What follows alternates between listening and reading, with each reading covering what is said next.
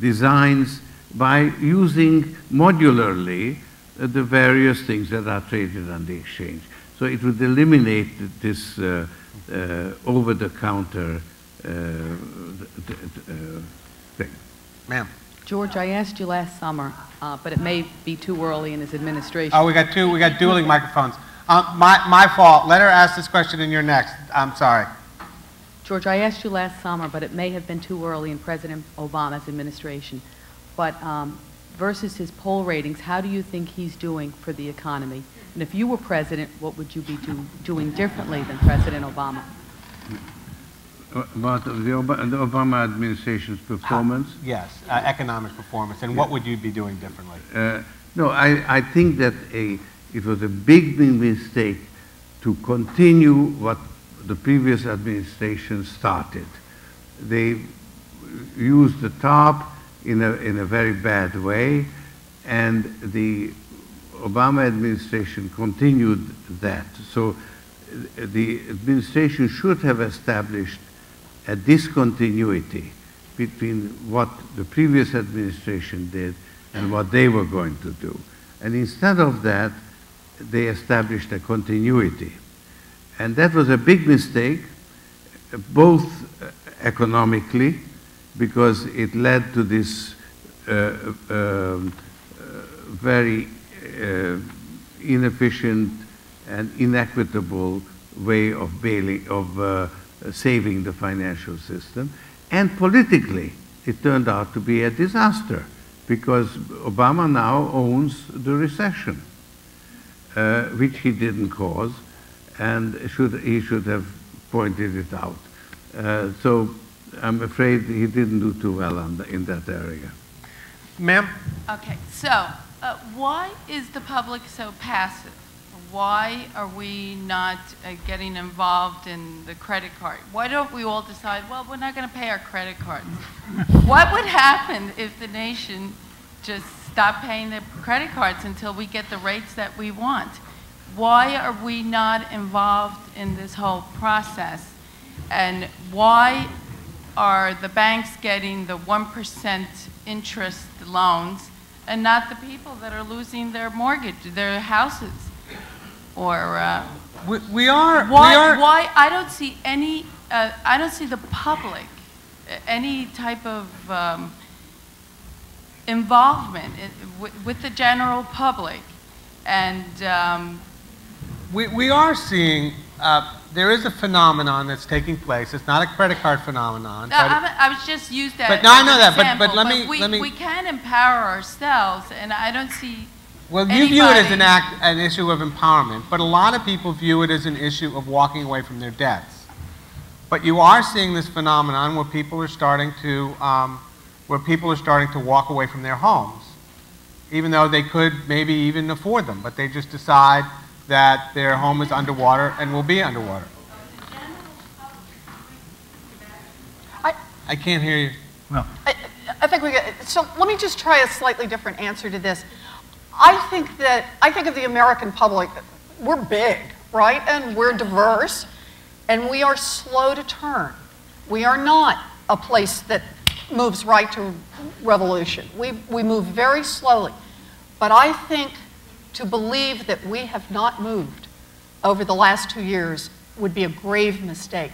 And let me just pick one example, and that is we've talked back and forth all day today about the fact that the House and the Senate have passed an important regulatory reform bill. And whatever else you want to say about whether it should have been taller in some areas than it is the first major piece of legislation in 3 generations to turn in this direction. The Consumer Financial Protection Agency, where do you think the lobbyists were to support that one? They weren't there. Yeah, there were some people who were helpful financially. Some groups like the Roosevelt Institute that came in and provided platform and forum to talk about this. But the underlying reality is the banks that Senator Durbin said own this place, they said when the Obama administration first announced the overall outline of what they were doing and it had that consumer agency in it, they were quoted on the front page of the New York Times saying, We will kill that agency. And frankly, betting money in Washington said, no kidding. They'll kill it in a heartbeat. They've got all the power, they've got all the influence, they've got all the money. And quite frankly, when you get to the end, we pulled that thing through. It got stronger in some places over time. Yeah, you know, and it ended up with some nicks and dings. But the reality is it got stronger. And it didn't get stronger because of lobbyists. It didn't get stronger because there was a highly concentrated group of people who had push behind it. It got stronger because American people experience what credit cards are like and what mortgages are like and what bank overdraft is like and what paydays like, and they're sick to the teeth of it. And I actually want to make a really important point here. It got stronger, and sure, I'm out there talking about it. Secretary Geithner never wavered in his support for the Consumer Financial Protection Agency, and I will always be grateful for that. So far as I know, no one in this administration ever wavered in their support for it. The President of the United States got out there at a moment when people said it was dead, when they'd announced it, when it was buried in January of this year. He went on the radio, he went out in public speaking tours, and he talked about it. He showed leadership, and what he ultimately was doing was bypassing the lobbyists, bypassing the power structure, and talking straight to the American people. And it was enough that at the end of the day, the fights were over the derivatives, the fights were over whether resolution authority was right, but we patrolled the boundaries on that Consumer Financial Protection Agency, and we delivered something that is going to create the third generation of what consumer credit is about. And I think we're about to end. Is that right? Yes, I'm getting a nod. So on that note, which is a pretty good note to stop, thank you very much.